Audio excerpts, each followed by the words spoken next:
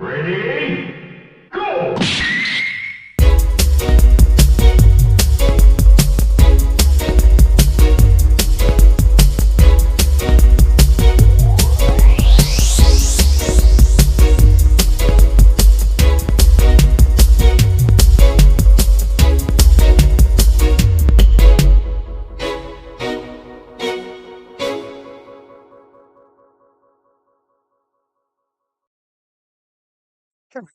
We're back again.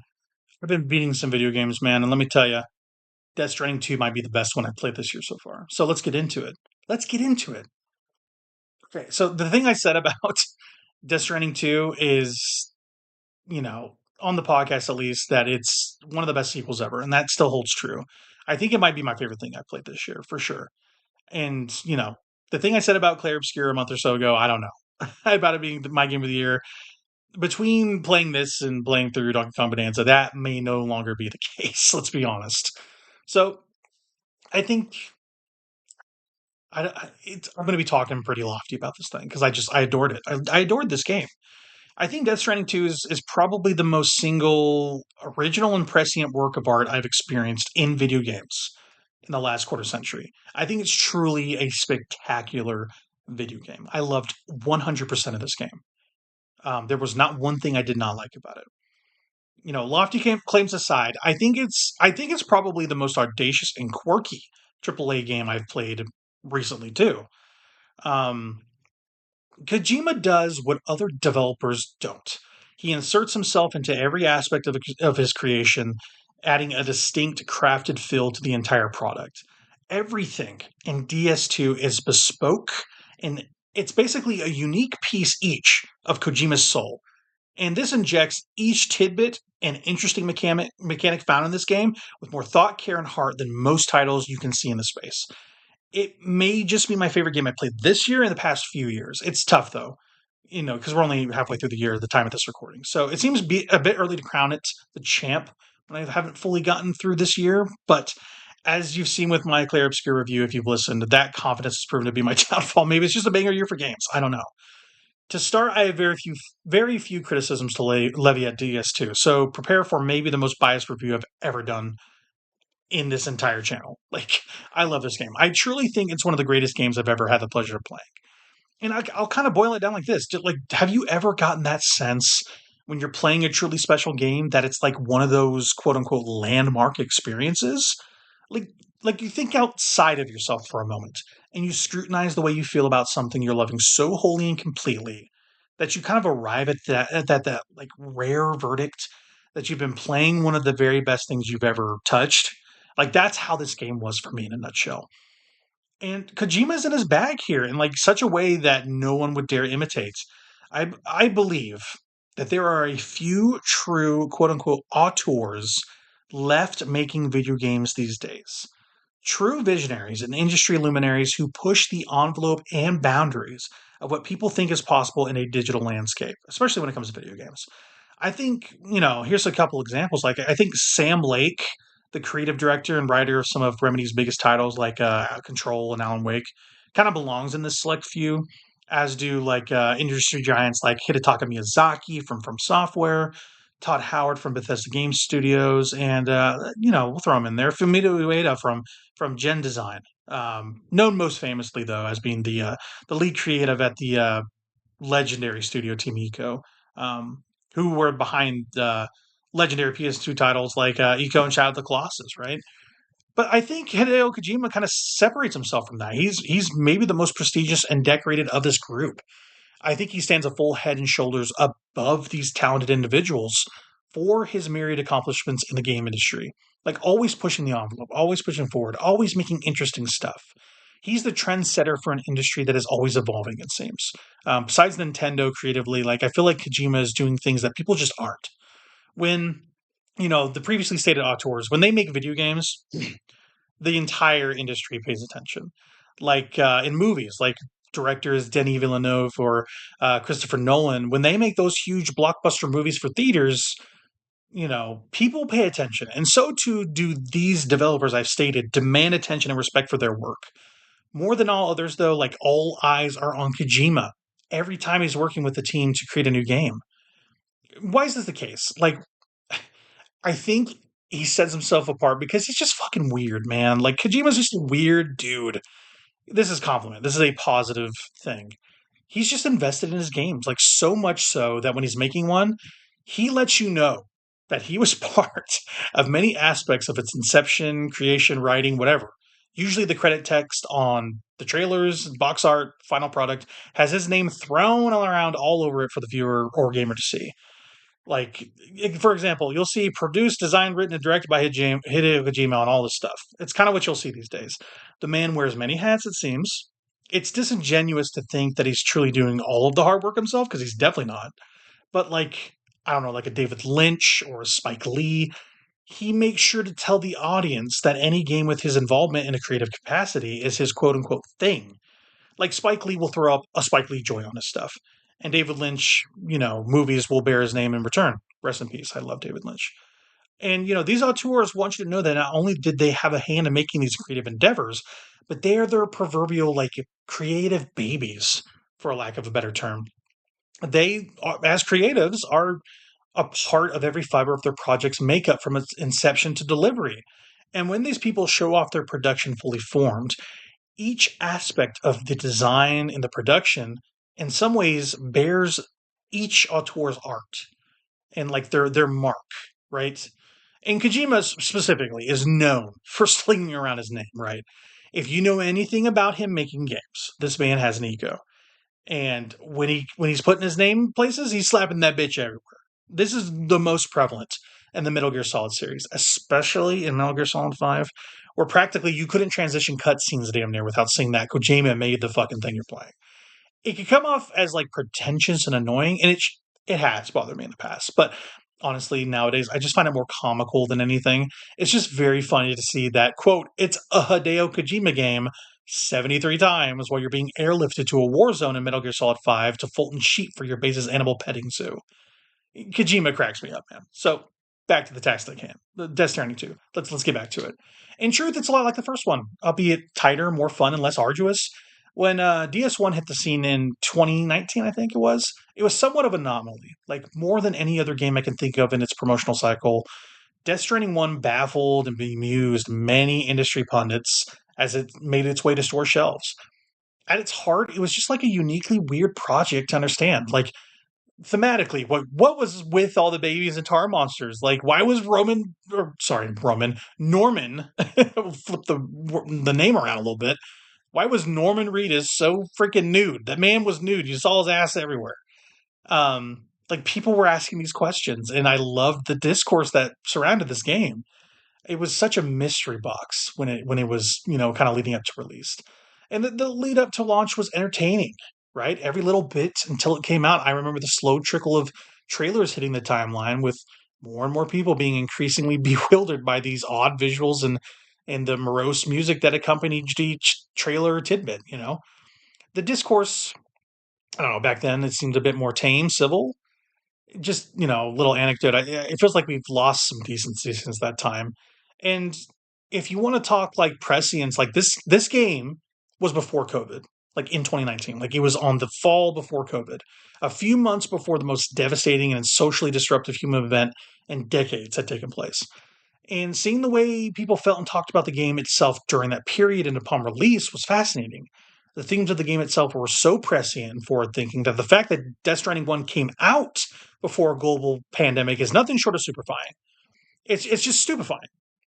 The themes of connection or the lack thereof amidst an apocalyptic world event, an eventual mending of socioeconomic dynamics between people, both in places of refuge and in large distribution centers, felt like so. I don't know. It felt so real to like what we were dealing with during this time during COVID. It's truly amazing how timely that first game all was in hindsight, as it came to its setting, story, and themes. It was so eerily similar, in fact, if it honestly wasn't in such poor taste. You could kind of see the world and the state America found itself in as kind of a weirdly topical marketing tool for a game that seemed in small ways to have predicted a small part of the future, or at least the people who had made it had been thinking about those things for some time. And it was by some cruel coincidence that some aspects of the game had been made manifest by a world in turmoil. It was kind of a weird marketing tactic in some weird way that they kind of stumbled into with the world kind of going to shit. And they're like, yeah, we made a game about that. It's kind of interesting. Life usually impacts art, but like rarely do you see art be so prescient and damn near predictive of a world caught in the throes of a real event, almost simultaneously, even. Like, it's crazy. Like the fact that Kojima Productions did this very same predictive theming again in Death Stranding 2 is so shocking. It's hard to call it a fluke. Like he did this again, like in Death Stranding 2, which I'll get to. Is Kojima sage? Is he a wise man? Could Kojima be Nostradamus? Drew Scanlon has asked this question.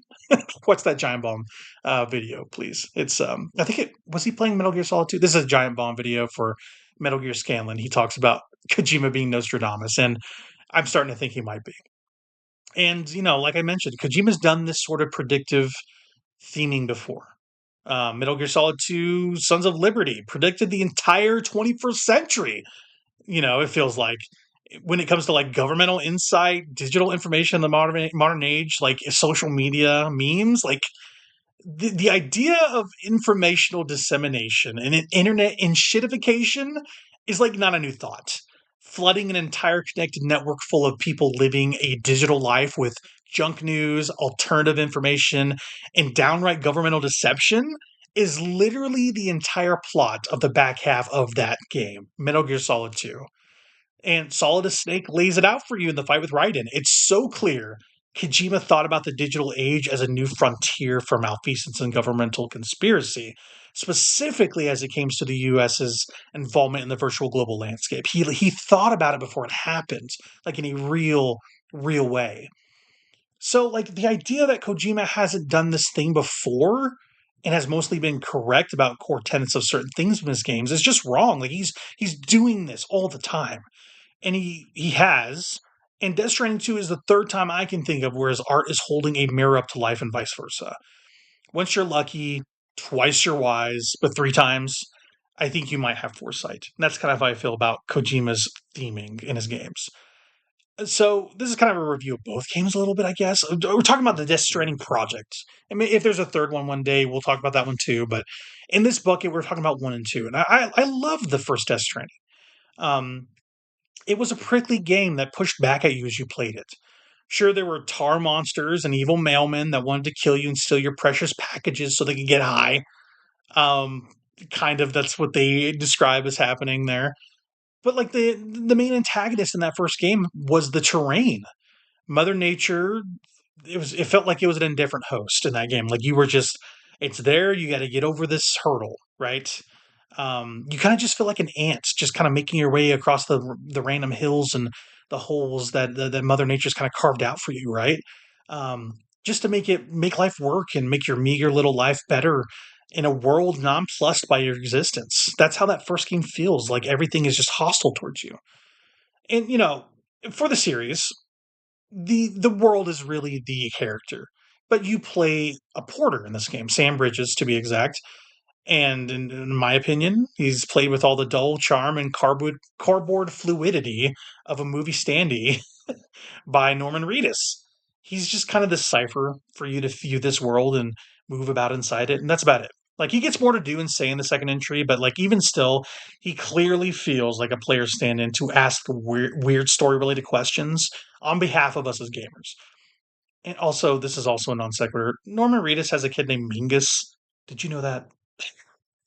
His involvement is interesting as it comes to this project. A little backstory. He was tied to another video game with Hideo Kojima attached even before Death Stranding called Silent Hills, a horror revival of a popular Konami series that had been in a state of flux for years prior. Konami put out what maybe became the most iconic demo for a game ever in PT, or playable teaser, as a way to promote that game was in development, with Kojima directing and producing, and cinematic luminary Guillermo del Toro involved also creatively with obviously Reedus starring in this vehicle, right? But when Konami and Kojima split creatively following the release of MGS5, Silent Hills was canceled, obviously, because they're like, you're not here, so we're not going to make your game. And the three attached to that project went their separate ways, or so we thought. And so, yeah, Norman Reedus and soon even Del Toro showed up in the trailers of Death Stranding 1 following that split. And it seems like that creative spark still had light. It's unclear what like Del Toro's involvement is in the games, besides offering his digital likeness. That it's basically used for a non-playable story critical character named Deadman. But the fact that he was included at all made the spirit of that like canceled Silent Hill game live on in this new project, even in small ways, right? That's the thing about Kojima, at least now, because he's doing these kind of like digital likenesses. He's going to scan some folks. That's the one thing about him right now. You can't party with the big boys unless you want to show some of the bottoms of your feet, right? Um, Justice for Stephanie Justin, by the way. Metal Gear Solid 5's quiet. Bless her heart. In the most concise of explanations, Death Stranding as a series is a package delivery game. Except you're a heavily armored UPS man that uses blood grenades to combat tar ghosts, all with a mounted baby in a jar that can detect said spirits on your person. This is just a normal video game, man. Like I promise, they're all like this, right? You spend your time working for what remains of the government in Death Stranding 1, linking up places of refuge, people in bunkers, shelters, or distribution warehouses, onto what's known as the quote chiral network, or the ghost internet. We'll call it that. Normal video game things. You deliver packages, people, yes, people, pizza, whatever people want to get sent to them. And it's fun. I like this aspect of the games, like the rhythms of prepping for a long journey and fixing infrastructure on the way to make your return trips better. It's all supremely satisfying. A cycle of a normal delivery goes like this. So you'll reach a terminal with a person or thing asking you to do something for them. You examine the cargo, wait at the freight of the delivery, plot your course on a map, select your kit and equipment or any vehicles you want to take with you, and off you go. You reach your destination with hopefully your cargo intact or in good shape, and you get graded for said condition, increasing your relationship level with your recipient in kind of like this 5-star completion rating. So it's fun to like go back and finish, right? And rinse, repeat, and it's such a satisfying loop. I love it. It's one of my favorite loops in video games. I think I could play both games all day and not get tired. It's so specifically my type of bullshit, I could easily sink many, many hours into these games and not get bored. In fact, I've done this very thing. I've combined between the two titles. I have well over 150 hours of gameplay time. It's gross, I know. But what can I say? I like delivering pizzas to Troy Baker, okay? The best thing about both games is this rhythm. The movement back and forth and interplay of the systems between. It's such a mechanically satisfying, feast for the discerning porter. And I can't get enough of the simulation of both titles. The unique thing about Death Stranding, besides all of it, is the social dynamism at play with other players also playing the game alongside you, albeit siloed in their bespoke worlds with their visions of Sam, making the same deliveries. Like you're all playing the same character, but you're kind of helping each other. When you drop a ladder or a bridge in either game, those items can appear in other players' games to aid them on their journey if they're taking the same paths you are. It includes social cooperation and integration while removing toxicity and hatred from the design, leaving kind of mostly the positive aspects of a social circle while getting rid of what makes its inclusion bad for your health, so to speak. You won't have a single bad or truly experience with the strand type mechanics of this game because they're passively integrated seamlessly into the experience. The only time you can interface with people is by liking their projects or items with this button, kind of telling people how much you appreciate the hard work they did to make your journey that much easier. And I love the jolly cooperation of this multiplayer. Its inclusion is maybe the most ingenious implementation of social mechanics I've seen in a game yet. It's all a positive experience too. How many games with social editions can you say that about? The good and the bad go hand in hand, though, in both games. The BT beach things or tar monster sections are arduous and grueling affairs. DS2 doesn't improve on it either, but it makes the encounters less frequent, which is a welcome change. When these show up, they're always a slog, always. Sometimes you'll get your Odra deck, Ghost GPS, warning you about a BT zone. Sometimes it will just happen to you. Story related times mostly, but otherwise, it sometimes just shows up to fuck your day up. And being unprepared for this eventuality will make you have a bad time. Equipping yourself properly is the key to your continued survival here. And, the BT stuff sucks. It just sucks. But it's a minor con to a game full of pros for me. There's ways to get around it. You just got to be smart. And if you're not prepared, it's not going to be fun. Again, Death Stranding 2 improves on the original in so many distinct ways, from gameplay to graphical fidelity to the soundscape. It's all easier to enjoy the sequel with them removing the cruft from the original that burdened the player initially. And yeah, like I said, I guess this whole thing is a review of Death Stranding as a project on the whole, with both games. I came here to review the second game, but you kind of have to talk about the first one to do so, right? And yeah, and I'll kind of get into a little bit about DS2. So the second one, like I said, it's in a major improvement over the first, and everything holds true. Like that first game is all in this second game. There's some added stuff they put in here, like you can deliver animals to like animal shelters. There's like weather related incidents. There's more modes of transportation. You're in different environments, new characters. But it feels very iterative. It's a very sequelized game. Honestly, you could talk about the whole first one and get the gist of what the second one is. The difference remains in the details, right? Especially in the story. I like the themes and characters of that first game a lot, but here Kojima has assembled a murderer's row of talented voice actors, iconic character models scanned after mostly real people, and crafted a resonant and emotionally somber soundtrack, with the latter of which mostly curated and created by French music director and composer Woodkid. I'm not very familiar with this guy, but I think the music is really good in this game. And it's a taste thing. Music is some of the most subjective forms of art you can get into, right? Um, and it just all the factors of this game kind of add to this beautiful crescendo, this beautiful, fantastic ending that really hits home just what this whole world is coming to yet again. And I don't really want to get into it, but I'll kind of talk about it. To spoil the very ending of this game for like the last 3 hours of it would be to ruin a great surprise. Kojima, as I have alluded to previously, is doing, quote, it again. Nostradamus or not, he's figured out a new way to shock, inspire, and bewilder with the germ of this story.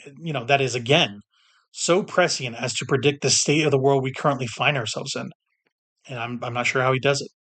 I want to dive even deeper, but this review's long enough. I guess this is me talking about the whole series and its overarching themes and creation more than the game here. But that's fine. I sadly I haven't even talked about Doll Man. Fuck. But it's fine though. Death Stranding 2 needs to be seen to be believed anyway. I think personally it's a monumental, towering achievement in almost every category for me. And I'm personally going to be thinking about its accomplishments, I imagine, for many years to come until the next Kojima Productions game I expect. I highly recommend this game, supremely even, in all of its facets. It's more fun, more unique, more weird, and more Kojima than even the first Death Stranding. And I just think it's a fantastic game. It's fantastic. It's my favorite game this year, and that's after beating Donkey Kong. And I don't know if Donkey Kong will supplant it. I really don't. I feel so on fire for this thing, even a month after finishing it. I could wax poetic about this game all day long. It's truly one of the best sequels ever, one of the best games ever. It's a triumph, man. It's a triumph. Um, Death Stranding 2, man. Every bit about it is awesome. So, Alexa, play To the Wilder by Woodkid again, please. I'm ready to feel something again. Anyway, that's a review of Death Stranding writ large. It's going to just be a Death Stranding 2 review because that's basically what the game is. It's Death Stranding 1 with more stuff, and that's fine. I kind of want to talk about the whole series under the guise of it being a second game review. We're just going to keep it a final destination, right? Because I think that it's a new game, and we talked about a new game here. So, yeah, that's this review. If you like what I'm doing here, like it. And if you don't, dislike it and tell me to fuck off. All that matters is that you listen to my stuff. I appreciate it. It's like, what did that bowler say? Like me or hated me. You cheered, you booed me. You still watched. That's how I feel here. So we got some more stuff in the pipeline. I've been playing a lot of old video games lately, like a lot of games from the PS2 era. Let's say. Um, Speaking of Metal Gear, I'd love to do a Metal Gear series review at some point, and I might have somebody tag along with me doing that. So we'll see about that. I've also been binging the Devil May Cry series. we'll see where I'm at with that. We'll see. Mostly it's going to be a lot of small stuff until the next big thing. I have my hands on Mafia right now. Mafia: The Old Country. That's a new game. Ninja Gaiden Ragebound. There's a lot of small stuff poking its head up here and there. So yeah, it's a great time to play games. This year continues, and it's been really great. It's been one of my favorite years that I can think of for video games in a long, long time, and to see it persist is really exciting. I mean, we have a lot more to go. It's only August. It's beginning of August. So thank you for listening to my Death Stranding 2 review. And if you're watching these sequentially, I'll have some more stuff for you later. Appreciate you. Later. Keep gaming.